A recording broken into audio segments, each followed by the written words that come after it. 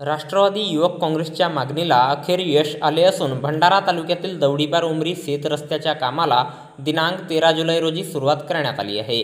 Bhandara bypass महामार्गाच्या निकृष्ट कामामुळे महामार्गाच्या साईड पिचिंगमध्ये असलेले मोठे दगड खाली कोसळून शेतकऱ्यांच्या हक्काच्या दौडीपार उमरी शेत रस्त्यावर पडले. रस्त्यावर महामार्गाचे दगड कोसळल्यामुळे रस्त्याची पूर्णपणे नासधूस होऊन रस्ता तुटला. दगड कोसळल्यामुळे पायी जाणारा रस्तासुद्धा उरला नाही.